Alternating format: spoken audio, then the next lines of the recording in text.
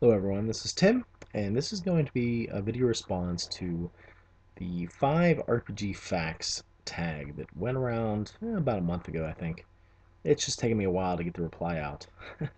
This was actually really hard to nail down 5 things that I haven't included in other videos, and I might have included some of this stuff, but it's been a while, so unless you've been following my channel for years, I don't think this will be old to you. So anyway, the 5 things that I'm going to include, I can pull it up here. The first being, I really do not like Werewolf the Forsaken or Werewolf the Apocalypse. I know this is going to be troubling to Hammered Steak and Philippe One Gohira, John Poland, and Rajab One Rohir, because they're playing in a game right now, and it's really cool to see them playing together. So they're a lot of my favorite YouTubers of old and current YouTubers, and I've played in games with them before, so I really hope they have fun. It's just that the setting or the system, the way they look at werewolves, for some reason, just it's not for me. So I think I'm in the minority there. I think a lot of people really enjoy White Wolf werewolf games, but it's just not for me. I'm not really sure why.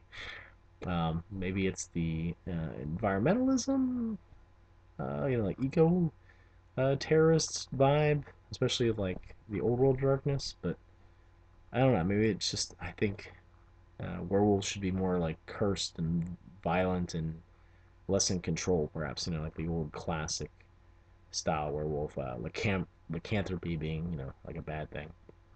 But yeah, that's neither here nor there. I do like a lot of the other White Wolf games, like Changing the Lost, Hunt of the Reckoning, Vampire the Masquerade, and Wraith the Oblivion. I do tend to prefer the old World of Darkness versions or classic World of Darkness, but Changeling the Lost is an exception. I do also like the New World of Darkness as a sort of generic game for mortals. I think it could be, can kind of cover a lot of different genres. I ran my Wars sci-fi game with the New World of Darkness rules. So that's the first fact. Second, and this one is more like an RPG confession.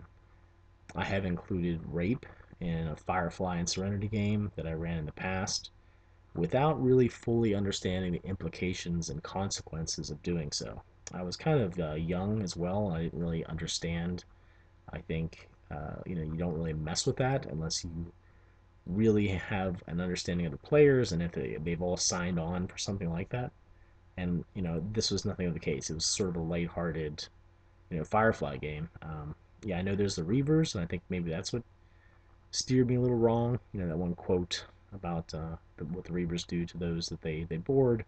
I don't know, but I have learned that such things are best discussed beforehand or not included at all.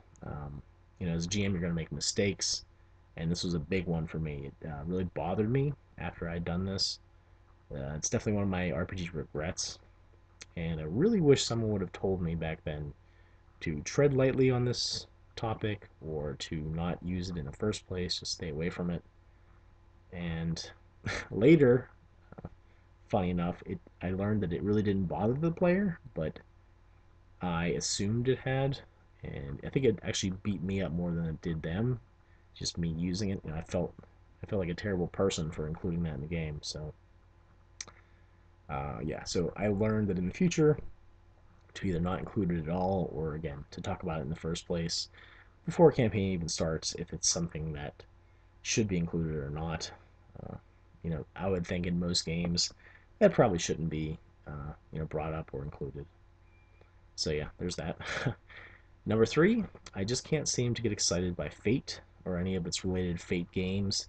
And sorry to Red Dice Diaries, who's like Mr. Fate on YouTube, but I really just can't get into Fate. I don't really get aspects. I don't they don't seem to jive well with me for whatever reason. And the closest game that I have an interest in is Houses of the Blooded. I did some little videos about the setting mostly, but I kind of stayed away from the system. Still not sold on the system, but the setting is very evocative to me, and it uses aspects. And it at times, Houses of Blood, it seems more complicated than it has to be. There's more subsystems and like series of steps that you have to go through for various things like romance and revenge, and that they just don't really uh, seem to work with my RPG sensibilities. So, but if you like Fate, this is not meant to be like derogatory towards you or Fate. It's just I personally, for whatever reason, just don't have the interest in picking up Fate. Um, maybe it just does things in a way that I don't really feel a need to change about traditional games. But I'll get a little bit more into that below. Number 4. After playing and looking at various story games or narrative-based games, however you want to call it, indie games to some extent, I have learned that by and large, they're not really for me. Uh, they seem to fix problems that aren't problems for me. I do, however, think that it is cool that people are designing games in new ways, using new systems, new mechanics. Um, I think it boils down that I tend to run and play games differently than story game designers do. I don't think these types of games are really still called story games, but the name just stuck for me. So if you're a story gamer out there, I don't know what would you like to be called, or maybe you don't want to be called anything at all. Just consider them a new game. Maybe not worry about the categorization too much, I guess. But just let me know in the comments. I did enjoy, however, having the players use more narrative control in my Wars Sci-Fi campaign that I ran. I think it's been a couple years now. Actually, it's kind of scary, but uh, I don't really want to go more in that direction. It was a nice experiment. It was fun. It helped when my kids were being loud in the background to have players have the power to take over when I couldn't, speak because I had the mute button hit. So that was nice. But yeah, I just a little narrative control I think is cool.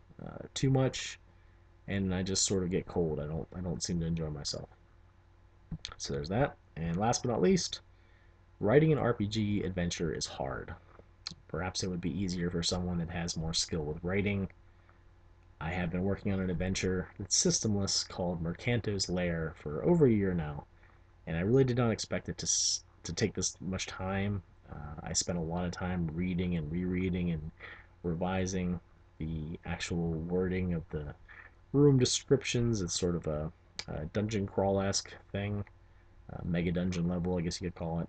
But I really want to thank Matt Click for editing it and Andre Martinez for including some art, fixing up my art, doing editing, layout, and really just being an RPG cheerleader for me. And there are many other people in the RPG Brigade uh, that help me out in the Facebook group with suggestions for various tables and entries and just giving me some feedback. So that was very cool.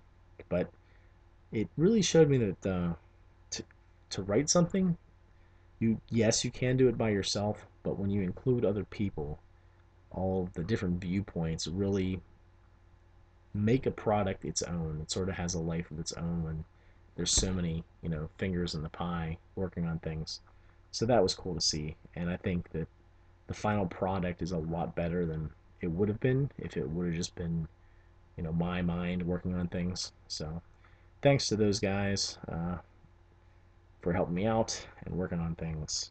And I think the most difficult thing is that I had to write it in such a way that everyone out there could understand it.